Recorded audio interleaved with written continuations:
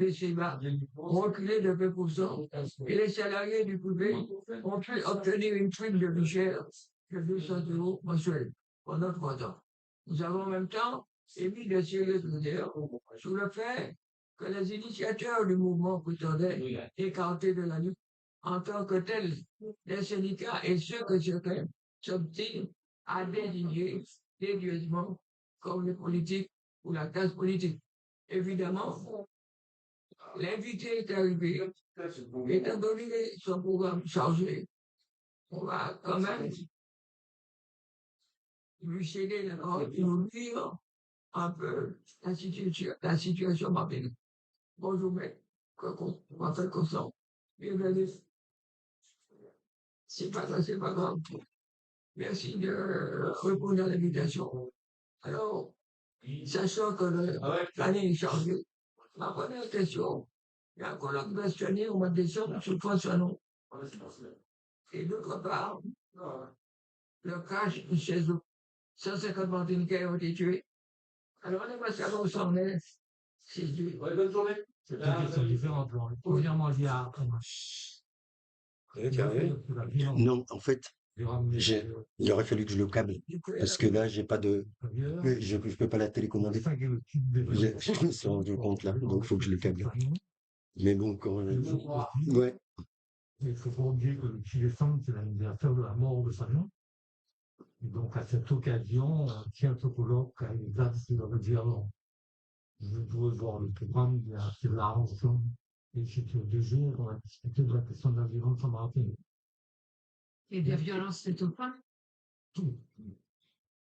La violence faite aux pauvres, la violence aux martiniquais, la violence aux prisonniers, tous les domaines de la violence. L'objectif, c'est de déconstruire le discours officiel. Aujourd'hui, la thèse de la procureur Mme Paron, avec M. Bouzier, le préfet, ou même avec un certain nombre de personnalités politiques, comme Naguère, comme les Choulis, c'est de dire que le droit à l'intégration, c'est la violence. Alors, quand il parle de la violence, on parle de 2 choses principalement. Une, la question du narcotrafic, qui est extrêmement développée, parce que la lutte contre le narcotrafic est très mal faite, et puis deuxièmement, il parle des pillages qui ont lieu au mois de septembre, en traitant les gens de Brésil. Or, ça, c'est le bout de l'iceberg. La société coloniale par nature, une société violente, c'est ce que Fanon a expliqué entre autres dans le dernier affaire, et nous reprenons ce qui c'est pour l'idée de Fanon, il a premièrement dit La Fontaine, il y a aussi Victor Aubert. Et le lendemain, il y a la violence vis-à-vis des jeunes, il y a la violence vis-à-vis des étrangers, la violence des femmes, la violence de la situation en prison, la violence vis-à-vis des LGBT à un certain sens, la violence aussi dans le cadre de la répression qui s'est contre les jeunes.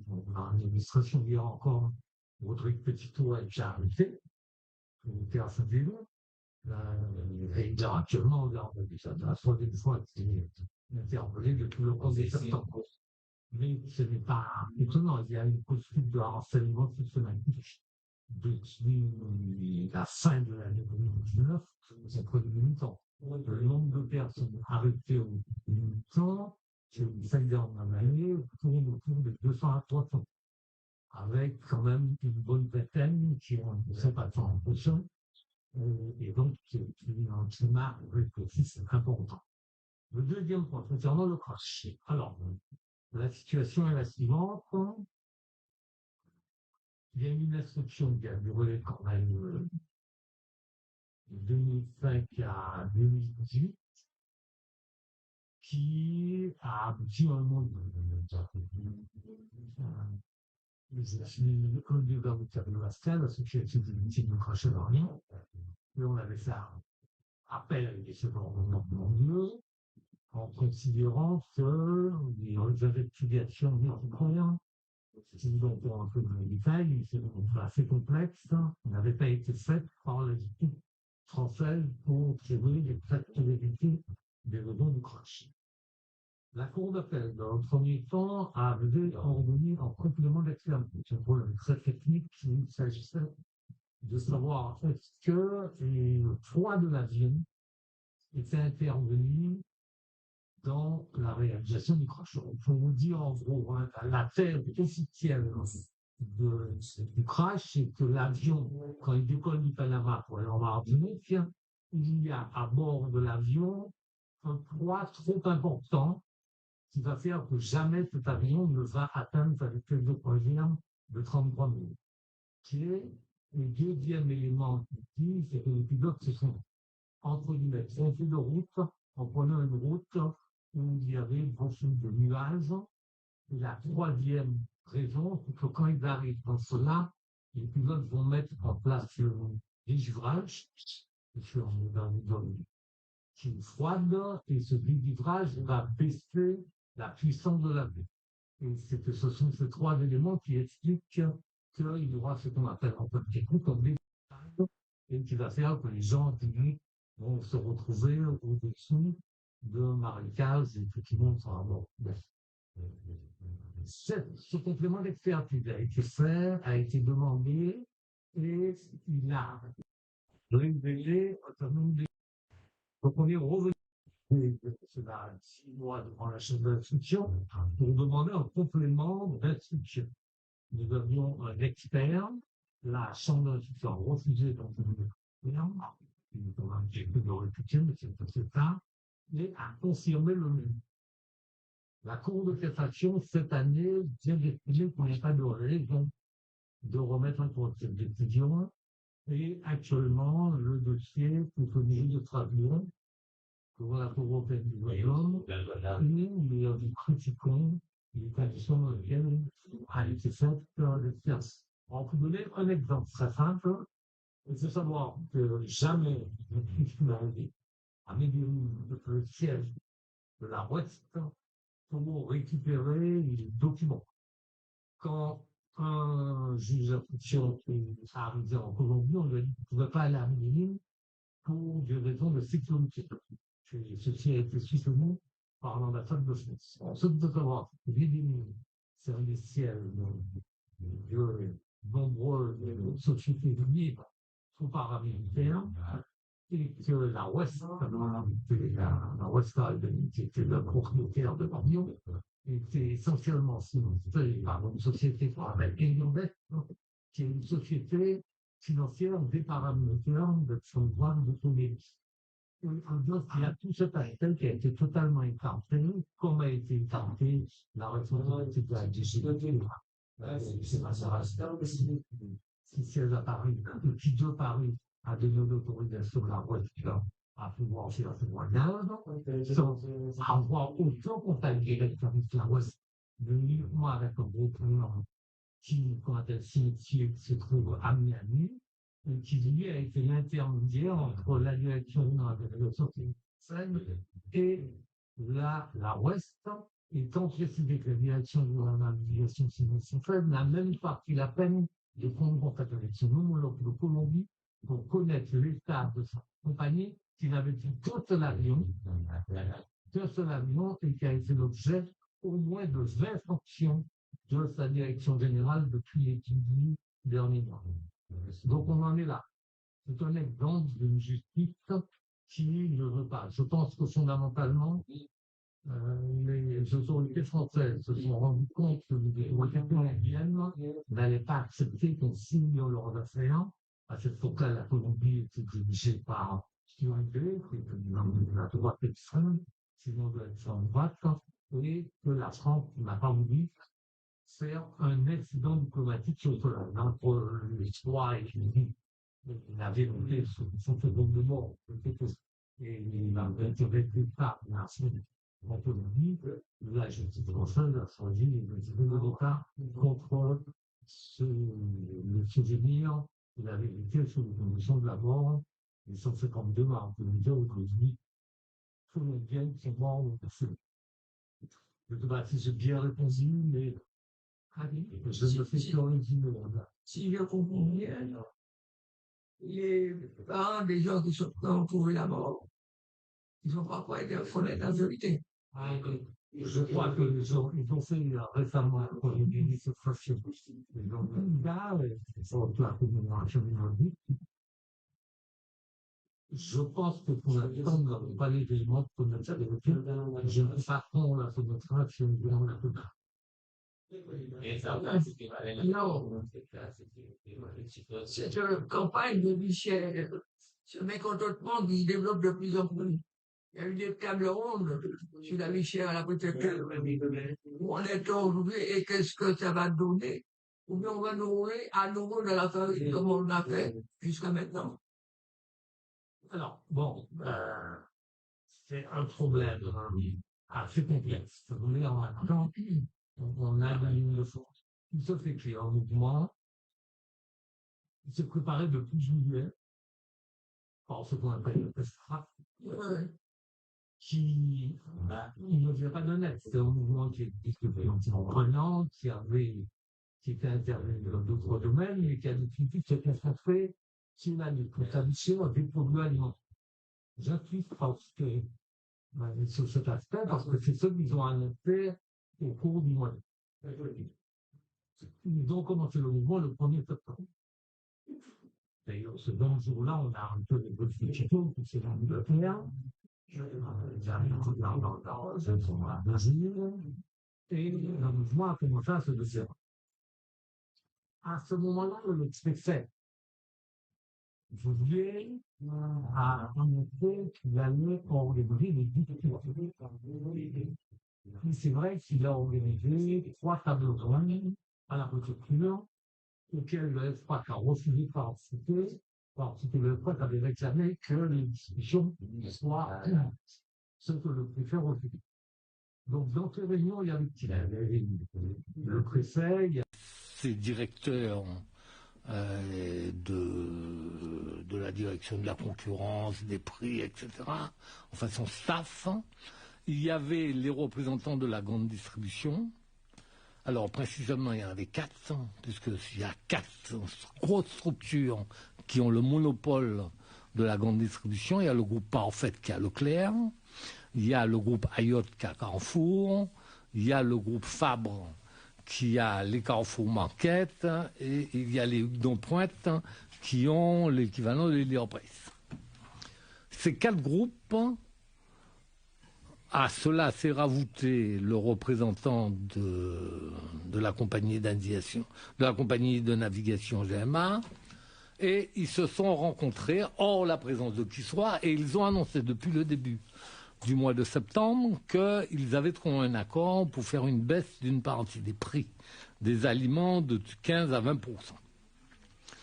À cela s'est rajouté une deuxième chose, c'est Letchimy, le président du conseil exécutif, qui a annoncé qu'il décidait de baisser ou de supprimer ou de mettre à zéro le taux d'octroi de mer pour 57 familles de produits. À cela, le gouvernement a dit qu'il va supprimer la TVA sur les 57 produits. À ce moment-là, les réunions ont commencé à avoir lieu à la CTM, et le FPRAC a accepté de participer parce qu'elles étaient publiques. Et il y a eu un plan qui a été mis sur pied dans 26 points, qu'on appelle le protocole d'accord. Et ce protocole d'accord n'a pas été signé totalement par le FPRAC. Ou plus précisément, à la fin du protocole d'accord, le FPRAC a refusé de signer 2 éléments du protocole d'accord. Ce qu'on leur reproche d'ailleurs, d'un sens ou d'un autre d'ailleurs. Alors les 2 points qu'ils ont refusé de signer, c'est premièrement celui qui prévoyait qu'on limitait à environ 4000 produits, en fait quand c'est moins, mais à environ 4000 produits la baisse, sur environ 25 000. Et deuxièmement, il y avait un 26e point disant qu'il y avait un engagement, tout compris, à ce que la baisse soit autour de 10 à 15%, et en pratique, sa position étant que ça devait être baissé au moins de 25%. Donc, depuis ça, la situation est bloquée. Le RPRAC a demandé à négocier avec le ministre est venu. À ce moment-là, le RPRAC, les dirigeants du RPRAC étaient en France, puisqu'ils étaient venus en France pour rencontrer le ministre, ils n'ont pas rencontré le ministre. Il y a eu les 2 manifestations à Paris, que vous connaissez certainement mieux que moi. Et quand ils sont retournés en Martinique, que le ministre était là, ils ont essayé d'aller voir le ministre. Et c'est à ce moment-là qu'on a accusé Rodrigue Petitot et 3 autres personnes du RPRAC d'avoir forcé la porte de la résidence préfectorale et que Petitot a été arrêté et qu'il est passé en procès, que le procès a été renvoyé, que le tribunal a refusé à la demande du procureur de le mettre en prison et que le procureur a fait appel et que le dossier revient le 5 décembre. Donc là, depuis la fin des tables rondes, la situation est bloquée. Alors, si on doit analyser plus précisément le mouvement, alors il est critiqué le mouvement. Il y a des gens qui disent, ouais, la première critique qu'on leur pose, c'est qu'ils ont une expression assimilationniste. Alors c'est vrai que la position exprimée par le FPAC, c'est qu'ils veulent que les prix soient les mêmes en Martinique qu'en France. C'est une erreur. C'est ça leur position. Je n'ai pas apprécié si c'est une erreur. Je pense que Pour moi, c'est une erreur. la majorité des Martiniquais ne se positionnent pas pour savoir que les prix soient en France. Ce qu'ils demandent, c'est que les prix soient accessibles pour l'ensemble des Martiniquais. Il faut savoir qu'actuellement, nous avons 33% de la population qui vit au-dessous du seuil de la pauvreté, oui. Donc ils n'ont pas la Le SMIC possibilité de se Martinique nourrir. et le SMIC ici, c'est pas le même. Hein? Le SMIC de la Martinique. C'est le même. SMIC, C'est le même, mais la vie est plus chère. La vie est plus chère dans les milieux. En matière d'aliments, elle est autour de 40% plus chère. Mais il faut savoir qu'il y a en Martinique environ 20 à 25 000 personnes qui vivent qu'avec le RSA.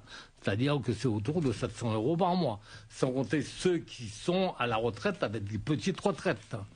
Et donc, officiellement, entre 27 et 33% des gens en Martinique, toute la population confondue, vit au-dessous du seuil de la pauvreté. Et la critique qui est faite au RPRAC, c'est qu'on dit que c'est un mot d'ordre assimilationniste. Mais ceci étant dit, ils l'ont exprimé de manière assez diverse. C'est vrai qu'il y a une formule qu'a utilisée la trésorière qu'on appelle Gladys Roger. Ceci étant dit, que ce soit le R ou que ce soit Odd, ils n'ont pas exactement la ça. La deuxième critique qu'on leur fait, c'est la violence. Il y a eu 2 moments de grande tension en Martinique qui sont la conséquence d'agressions faites par les forces de l'ordre contre des manifestants absolument pacifiques. Il y a eu premièrement, autour du 16 septembre, des femmes et des enfants qui ont été attaqués par des gardes mobiles extrêmement violemment sur le parking de Carrefour Dillon. Et il y a de cela environ un mois, une série de militants qui faisaient un barrage à Carrefour Mao qui ont été violemment attaqués. Il y a des images de tout cela. Et c'est vrai qu'il y a eu des émeutes la nuit qui ont commencé les 2 fois de manière extrêmement importante. Il y a eu 500 véhicules neufs qui ont été brûlés. Il y a eu un certain nombre de magasins qui ont fait l'objet de dégradations relativement importantes. Et ce n'est pas certain que ce soit des militants qui aient fait cela, même s'il y a peut-être beaucoup de jeunes qui s'en sont pris à des symboles de la société de consommation. Le fait que les 500 voitures aient été brûlées est quand même quelque chose d'assez remarquable dans la démarche qu'il y a d'un certain nombre de gens qui participent à cette manifestation. Mais ce n'est pas le FPAC qui a fait cela. Le FPAC lui fait des manifestations ouvertes où il y a des milliers de personnes. Et encore, la semaine dernière, ils ont fait une retraite au Fonbleau où il y avait environ 1000 à 1200 personnes. C'est-à-dire qu'on est dans une situation où le pouvoir a réprimé, réprime, et le mouvement reste encore présent. Et donc, la situation actuellement, elle est bloquée. Elle est d'autant plus bloquée que le gouvernement et la CTM, et en faisant la baisse de l'octroi de mer et de la TVA sur une partie des produits. La première chose qu'il faut noter, c'est que on arrive à la situation où on ne s'en prend pas aux responsables de la vie chère. C'est un secret pour personne que s'il y a la vie chère en Martinique, c'est qu'il y a des monopoles qui sont contrôlés essentiellement par la caste béquet, non seulement dans la distribution, mais dans l'import-export et dans les intermédiaires entre les imports-exports et les distributeurs. Il y a toute cette chaîne qui est contrôlée par un petit nombre de personnes. Et c'est ce contrôle monopolistique qui permet que des marges de plus en plus importantes soient appliquées. Quand le gouvernement et la CTM disent on baisse la TVA et l'octroi de mer, ça permet à la grande distribution de ne pas s'en prendre à ses profits et on ne remet pas en cause le principe du monopole. Donc c'est une situation où on verra, il y aura certainement quelques baisses en janvier, puisqu'ils ont annoncé que c'est en janvier qu'ils vont mettre en place ce système, mais ça va porter sur quelques produits, et en général des produits de bas niveau. Et ça va poser d'énormes difficultés aux finances du territoire, de la CTM, parce que pour que les maires acceptent le projet de Letchimy, parce que l'octroi de mer sert à quoi? L'octroi de mer sert essentiellement à financer l'aide sociale dans les communes. C'est l'objet essentiel à quoi ça sert. Que l'octroi de mer est une taxe qui est financée par les Martiniquais pour que fonctionnent les institutions du colonial, c'est-à-dire la CTM et les mairies. Donc quand les mairies ont vu qu'on leur retirait 6 millions, c'est la baisse, la suppression du taux pour les 57 familles de produits, ils ont dit mais où va-t-on les chercher? Donc d'un premier temps, Letchimy a voulu que l'État donne les 6 millions à la place. L'État n'a pas d'argent, donc l'État n'est pas en état de donner 6 millions. Et de toute façon, il ne veut pas donner 6 millions. Donc il a dit, moi, je vais supprimer la TVA. Donc résultat, pour que ça passe, ce qu'a fait Letchimy, c'est qu'il a dit qu'il va augmenter l'octroi de mer sur d'autres produits. Ce qui signifie que globalement, ça ne signifie pas que la vie chère ne va pas baisser, puisque les 6 millions qui sont censés sur les produits de basse catégorie vont être repris sur des produits qui présentent de luxe. Alors, il faut savoir, ce qu'ils appellent le luxe, c'est par exemple tout le matériel informatique. Donc c'est pas de luxe. Donc globalement, la vie chère ne va pas baisser. Ce qui est certain, c'est qu'une partie des produits alimentaires vont baisser, mais c'est des produits, il y a eu des nutritionnistes qui se sont prononcés, ce sont des produits de basse gamme qui permettent la malbouffe et qui ne permettent pas véritablement aux gens de se nourrir correctement. Et c'est ça la situation actuelle et c'est ça. Donc il est évident que ce mouvement populaire extrêmement très fort n'a pas gagné. Il a arraché un certain nombre de choses, un peu plus qu'en 2009, mais en 2009 la situation était différente parce que, outre la baisse des prix, l'État avait pris un engagement de faire un financement de tous les salaires pendant 3 ans à hauteur de 100 € pour les sommes, les salaires qui allaient jusqu'à 1,4 du SMIC, plus la région à cette époque et les patrons pour les grandes entreprises avaient décidé de mettre 100 € en plus. C'est-à-dire que nous avions en 2009 d'un côté une baisse d'une partie des prix, moins qu'en discussion, mais c'est vrai qu'il n'y a que 2 syndicats qui ont essayé de lancer un mouvement, c'est la CGTM et c'est la CDMT. D'autres syndicats importants comme la CSCM ne se sont pas engagés dans un combat, des syndicats comme FO ne se sont pas engagés dans un combat, des syndicats comme la CGT-MFSM, ne sont pas engagés dans le combat. Donc il y a une division du mouvement ouvrier. Et ça, c'est un des problèmes. Ça affaiblit. Hein? Ça affaiblit le mouvement. Ah, ça affaiblit. Et c'est un des problèmes qui se posent. Parce que le mouvement ouvrier n'a pas réussi à résoudre les contradictions internes qu'il y a dedans. Donc, c'est une difficulté qu'on a avec un mouvement populaire extrêmement fort, extrêmement ancré dans la population, y compris avec des jeunes, ce qui est un phénomène assez nouveau, qui, en fait, compte, va et la continuité de toute une série de mouvements depuis 2019, que ce soit le mouvement anti-chlordécone avec les boycotts des carrefours de M. Ayotte, qui a commencé en septembre 2019 et qui va aller jusqu'à 2020, avec une forte répression contre lui, que ce soit les déchoucages des statues, que ce soit Schellcher, que ce soit Denambuc, que ce soit Joséphine, ou que ce soit les mouvements contre la répression. Ça, depuis 5 ans, on est en permanence dans une situation tendue où la situation politique est très mouvante et peut déboucher sur dans un sens ou dans un autre. Bon. Je parle tout seul, vous pouvez me poser des questions. Hein.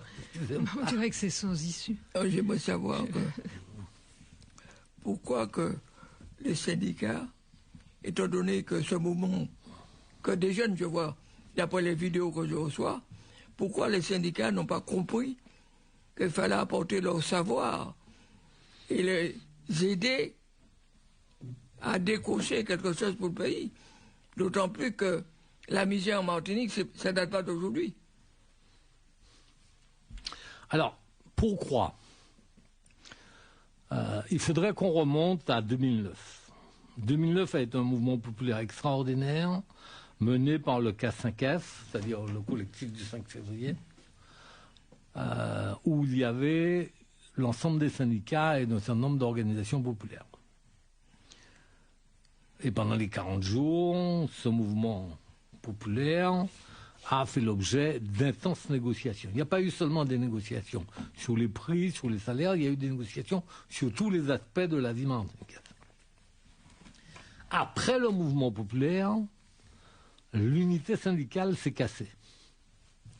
Et d'ailleurs, plein d'engagements qu'avaient pris ou les patrons ou le gouvernement pendant ces accords, il y a environ 100 pages d'accords qui avaient été signés, n'ont pas été respectés après parce que le mouvement syndical n'avait pas eu la force de continuer le combat. Et même le patronat, le gouvernement et un certain nombre de partis ont lancé l'idée comment vous avez fait la grève pendant 40 jours, vous avez mis à terre l'économie martiniquaise à cause pour rien du tout. Et on en arrive à la situation paradoxale où beaucoup de gens ont dit que 2009 était un échec, alors que ce n'était pas un échec. Mais le mouvement syndical n'a pas été capable de surmonter cela. Depuis 2009, à chaque fois qu'il y a eu des mouvements populaires, et si vous prenez à la fin de 2022, il y a eu un mouvement populaire extrêmement important, avec des barrages dans toute la Martinique. Et il se fait que le mouvement syndical n'a pas survécu à cela. Pourquoi? Parce qu'il y a un syndicat. Alors, au début, ils sont partis à 2 syndicats, puis après, les autres syndicats ont joué, et puis après, il y a eu une division syndicale. Et alors qu'il y avait plein de jeunes sur les barrages, il y a 2 syndicalistes qui sont montés à la radio et à la télévision pour dire d'arrêter les barrages.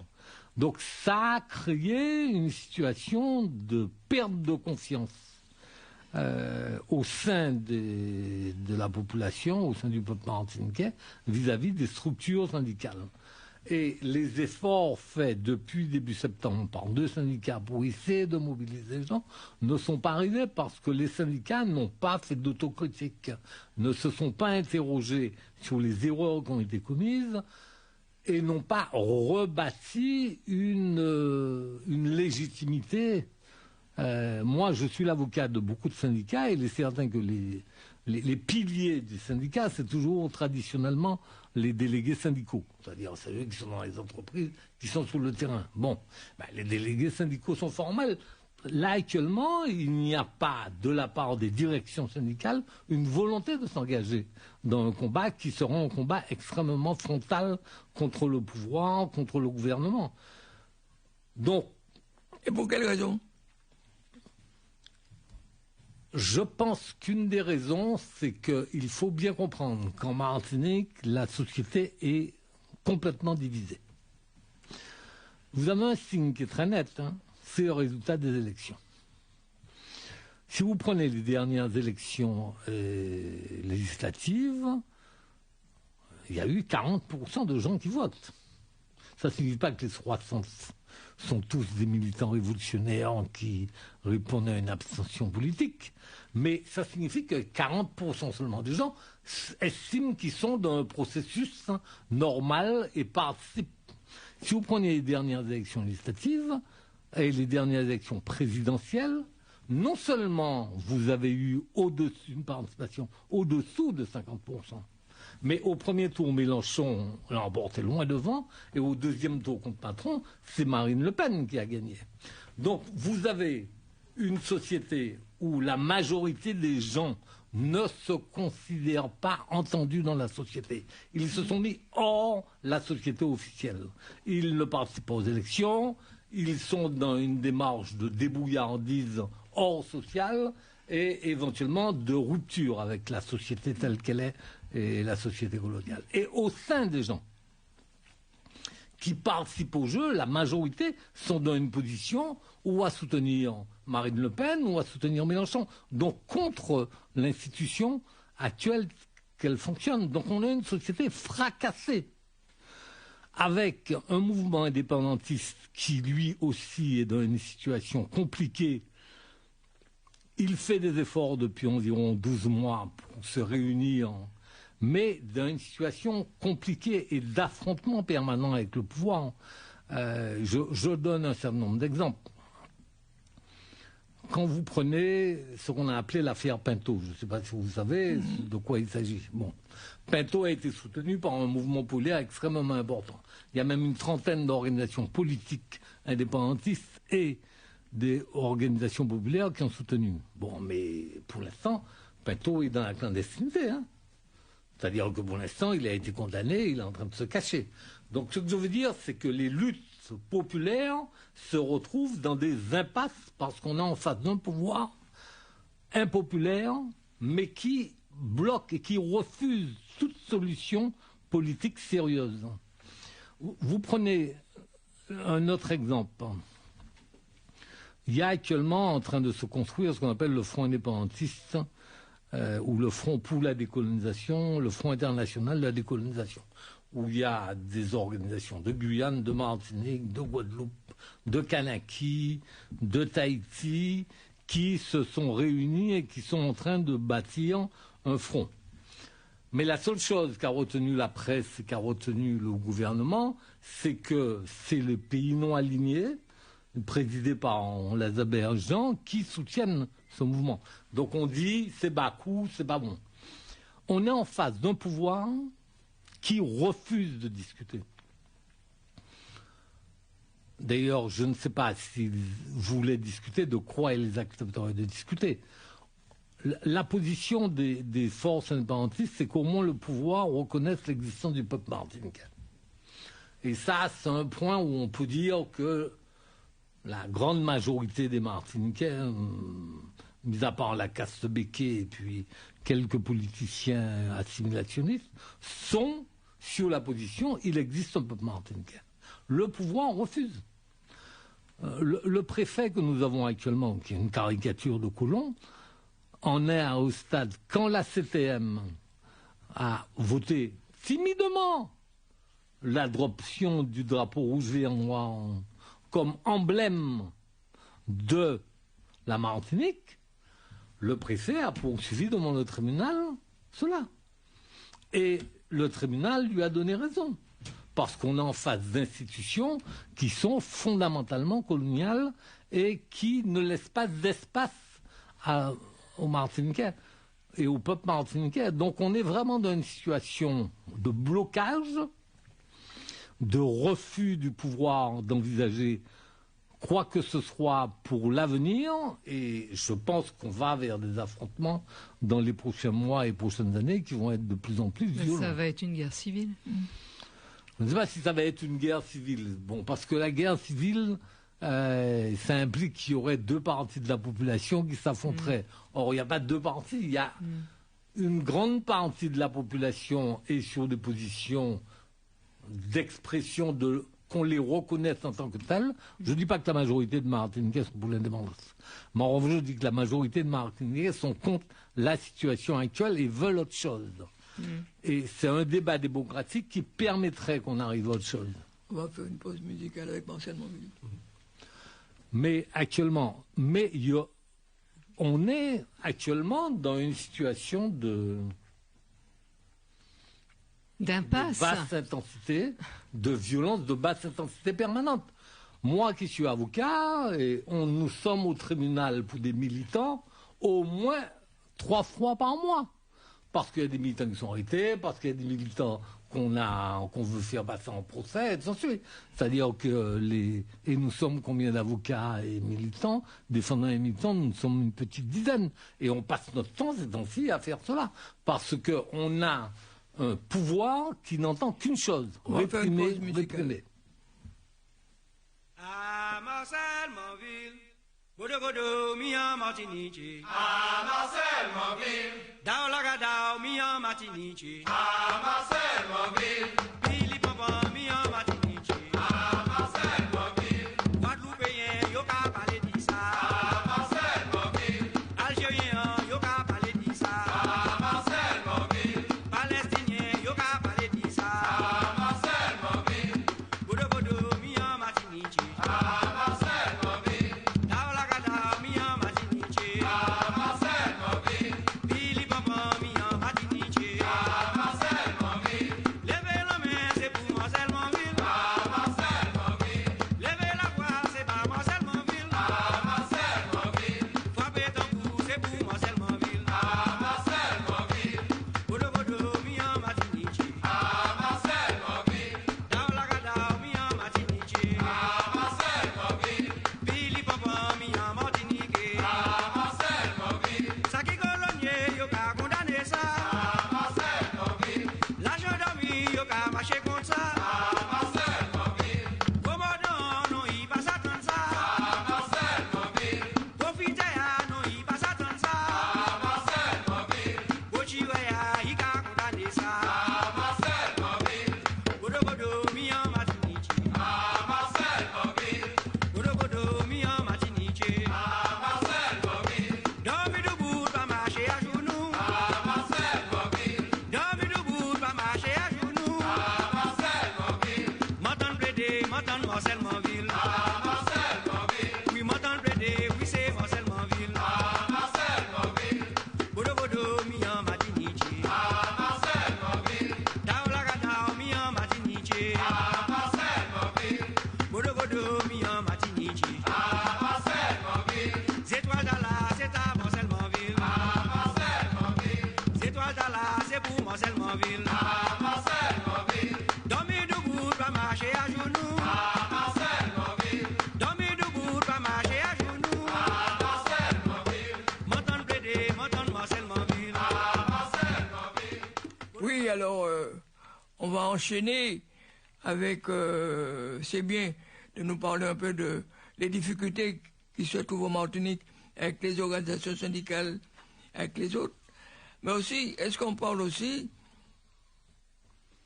ce fameux billet d'avion que tout le monde et moi aller faire un tour aux Antilles, changer d'air, et aujourd'hui, on se trouve dans une situation extrêmement difficile. Il me semble que c'est fait exprès qu'on n'y aille pas.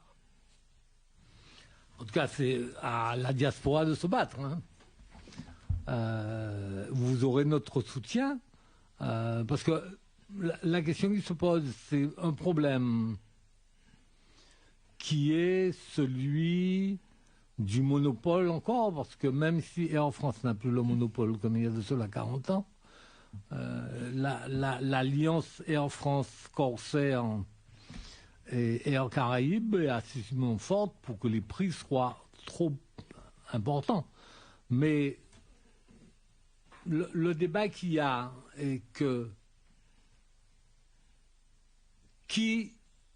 on nous dit que c'est le libéralisme, il faut les gens, que les patrons fixent les prix, qu'il n'y a pas de contrôle. C'est une conception qu'il y a. Mais le débat qu'il y a, c'est que aujourd'hui, pour une famille martiniquaise à venir en France, mais aller même en Guadeloupe, les prix sont fous. Aujourd'hui, pour aller en Guadeloupe, on a 300-400 euros. C'est quand même de la folie. Et vous pouvez avoir un billet à 250 euros si vous n'avez pas de bagages. Donc, on est dans une situation où il n'y a pas de contrôle, que ça soit de la grande distribution, où on refuse de les contrôler, que ça soit les grandes compagnies qu'on refuse de les contrôler. Mais ça, c'est pas propre à la Martinique, c'est propre à une situation de l'Occident où on estime que c'est laisser faire, laisser passer les grosses entreprises. Donc, il est certain que le prix des billets est absolument excessif. Ça atteint des proportions, mais ce n'est pas seulement avec la France, avec tout notre environnement. Pour aller en Dominique, ça coûte une fortune pour les gens. C'est-à-dire que nous sommes enfermés.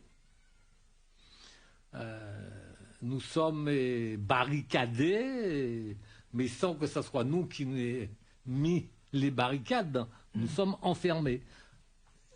Alors, est-ce que c'est volontaire ou non? Je pense que le pouvoir français a comme objectif d'écraser toute résistance dans chacun des territoires. On n'a qu'à voir ce qui s'est passé en Kanaki. Il y a quand même eu 13 morts. Ouais. 13 morts. Et ça n'a pas remué les foules. Hein. Et apparemment, il y a plein de disparus dont on ne parle pas. Et je discutais là, il n'y a pas longtemps avec un diplomate d'un pays et il me disait quelque chose qui n'est pas absurde. La France est en train de perdre pied en Afrique. Ils ont été chassés du Burkina, ils ont été chassés du Mali. Là, le Tchad, hier, a annoncé qu'elle remettait encore les accords de défense. Le nouveau président sénégalais a dit que la base va partir. La France est en train de perdre pied. C'est pour ça, d'ailleurs, qu'ils sont en train de renouer avec le Maroc et qu'ils essaient de se mettre d'accord avec le Nigeria parce qu'ils sont en train de perdre pied. Plus ils perdent pied en Afrique, plus ils ont la volonté de garder nos territoires qui sont moins nombreux, mais qui donnent une aura internationale, une puissance internationale à la France qu'elle n'aurait pas si elle ne gardait pas ce territoire. Donc, cet affaiblissement de la France sur le plan international va créer pour nous des problèmes, non pas qu'on regrette que les peuples africains se libèrent, mais il est certain que la France pourra concentrer son attention, son argent, son armée, ses militaires, ses magistrats, ses fonctionnaires, encore plus vis-à-vis de nos peuples. Donc on est dans des situations où je pense qu'on va vers des situations d'affrontement de plus en plus violents entre le peuple, que ce soit guadeloupéen, que ce soit guyanais, et nos peuples. Et nous, notre pari, nous ne voulons pas de sang, nous ne voulons pas de mort. Mais il est certain que le pouvoir doit comprendre que nous n'allons pas continuer à être soumis comme il espère qu'on soit soumis. Nous sommes en phase de de rébellion contre le pouvoir colonial. C'est une situation qui est compliquée, qui implique d'être très vigilant sur ce qu'on fait, sur ce qu'on dit. Et par exemple, on parlait du FWAC. Pour moi, ce sont des militants. J'ai des critiques vis-à-vis d'eux, mais il est hors de question que je les critique par rapport au pouvoir. Si vous lisez les publications de mon parti, le PKLS Patriote, vous verrez qu'on a des rapports avec eux de franchise, mais en même temps, ce sont pour nous des camarades qui se battent. Et nous respectons tous les gens qui se battent, quels qu'ils soient, même si les formes ne seraient pas les nôtres exactement. Donc il y a cet effort de respecter tous les combattants.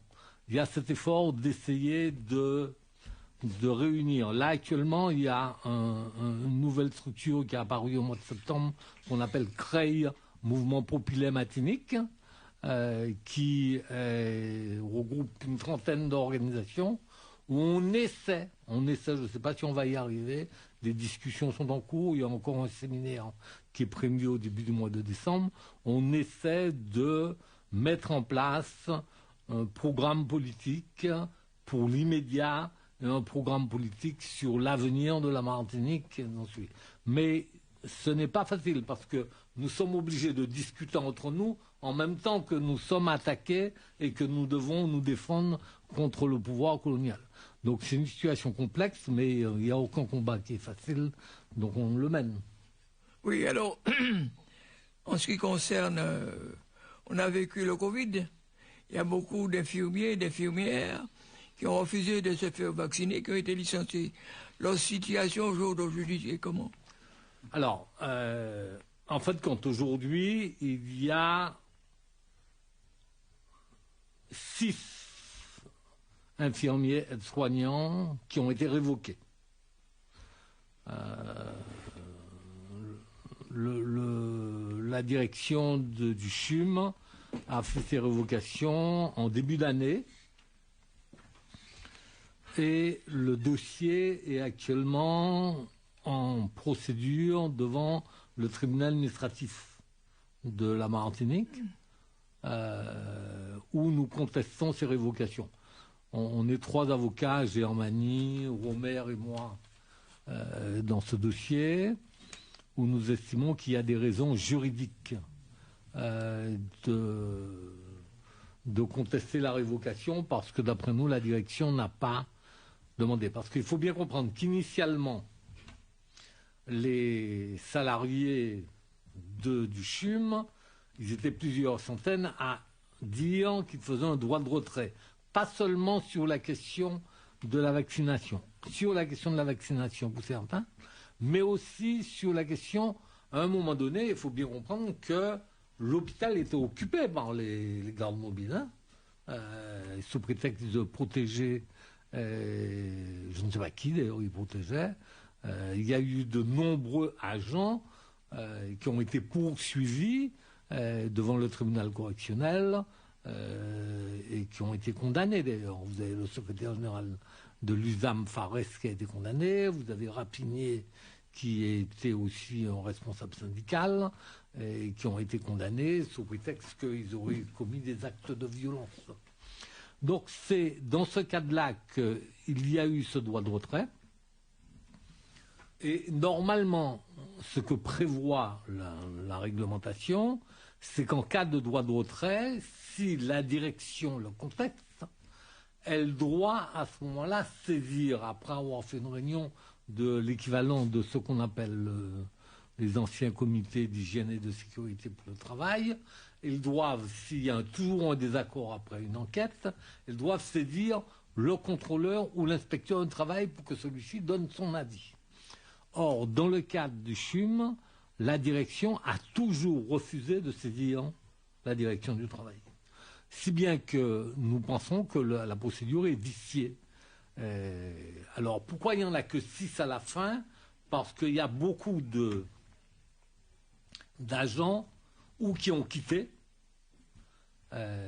qui sont passés dans le privé, ou certains qui ont repris le travail quand les gardes mobiles ont quitté les lieux. Donc là, actuellement, il y a 6 qui sont en général d'ailleurs des syndicalistes d'un syndicat qui est très implanté dans le CHUM, qu'on appelle l'Union Générale des Travailleurs Martiniquais. Eh bien, Maître Constant, on vous remercie beaucoup de venir nous voir. et nous éclairer un peu de la situation? Ah, mais j'ai oublié de dire quelque chose, je peux rajouter? Oui, bien sûr. Je suis venu en France parce que lundi, un militant qui se dit militant artistique, qu'on appelle Kéziane Huissier, celui qui avait été tabassé le 16 juillet 2020, était convoqué devant un juge d'instruction. Et c'est pour ça que je suis venu en France, pour l'accompagner, puisque la procédure à présent, enfin une des procédures à Paris. On la reproche quoi, cette femme? Alors, Kezia, on lui reproche. Alors, bon, rapidement, quelques mots sur Kezia. Kezia va à une manifestation le 16 juillet devant le commissariat en solidarité avec 3 militants qui avaient été arrêtés. Il voit que sa mère, Madame Etilé, est frappée et il se précipite. Il est récupéré, il est tapé, il est brutalisé. On le prend et on va le mettre derrière 2 cars. Pourquoi on le met derrière 2 cars? Parce que les flics savent, et surtout un flic qui est présent, qui est la caméra, va pas permettre de le voir. Donc on le lapide de l'autre côté, et violemment, et pouce dans l'œil, et écrasement des parties génitales.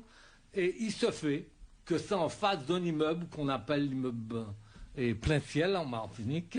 Et il y avait une personne en haut qui a vu et qui a filmé. Et quand on s'est rendu compte, il y a un policier qui était habillé de blanc, on le voit très bien, on appelle Persin, qu'on connaît, il s'est rendu compte qu'ils étaient filmés, ils ont pris Kezia et l'ont emmené au commissariat, où à ce moment-là, on a battu une procédure contre lui.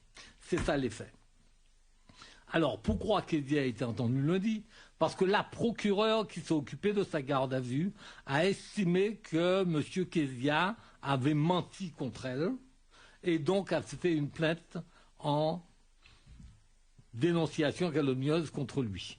Et elle a aussi fait une plainte en diffamation contre ses avocats de Kezia, moi et Arneton, étant précisé que la plainte de Kezia pour blessure n'a toujours pas avancé, que la plainte de Kezia où il reproche à M. Persin d'avoir fait un faux n'a toujours pas avancé, que la plainte de la mère de Kezia qui dit avoir été frappée n'est toujours pas avancée. Les seules plaintes qui sont, ce sont celles du procureur.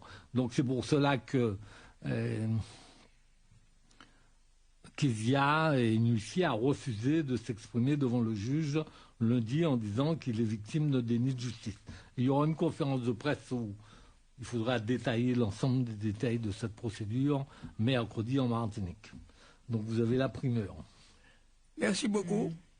Et on peut vous dire bon vent, et puis on est solidaire de ce qui se passe en Martinique, parce qu'on est quand même originaire du pays. Pas de problème, mais on sait que le pays est aussi ici, et que le tiers du peuple martiniquais se trouve en France. En métropole, oui.